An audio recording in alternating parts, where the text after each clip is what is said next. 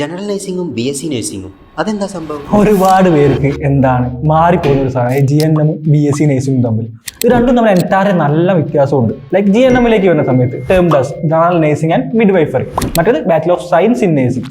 GNM പൊതുവെ എന്താണ്, ഒരു ഡിപ്ലോമ കോഴ്സാണ്. BSc നഴ്സിംഗ് നമുക്ക് എപ്പോഴും എന്താണ്, സയൻസ് കഴിഞ്ഞിട്ട് +2 സയൻസ് കഴിഞ്ഞ കുട്ടികൾക്ക് മാത്രം എടുക്കാൻ പറ്റുന്ന ഒരു സാധനമാണ് BSc നഴ്സിംഗ് എന്ന് പറയുന്നത്. അതൊരു 4 വർഷത്തെ കോഴ്സാണ്, 6 മാസം ട്രെയിനിങ് കൂടെയുള്ള പ്രോപ്പർ ഡിഗ്രി കോഴ്സാണ്. GNM എപ്പോഴും ഒരു ഡിപ്ലോമ കോഴ്സാണ്. ലൈക്ക് സയൻസ് വേണ്ട +2 ആർക്കും എടുക്കാം. അതുകൊണ്ട് തന്നെ ഇതിൽ മെയിൻ ഡിഫറൻസ് എന്താണെന്ന് വെച്ച് കഴിഞ്ഞാൽ GNM കുറച്ചുകൂടി കെയറിംഗ് വിഭാഗത്തിലേക്ക് വരുന്നതാണ്.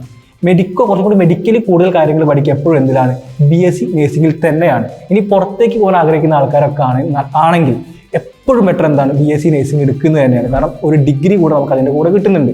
ഇനി GNM എടുത്തവർക്ക് അല്ലെങ്കിൽ +2 കോമേഴ്സ് എടുത്തുപോയി, പക്ഷെ നഴ്സിംഗ് താല്പര്യമുണ്ട്, ഡിഗ്രി ഇല്ലാണ്ടിരിക്കാൻ പറ്റൂല, അങ്ങനത്തെ ആൾക്കാരാണ് ചെയ്യേണ്ടത്. ഇത്രയേ ഉള്ളൂ.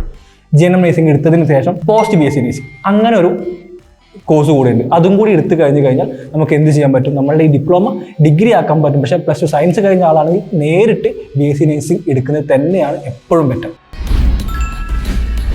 EduSet, the way to bright future. Highlight Business Park, Calicut.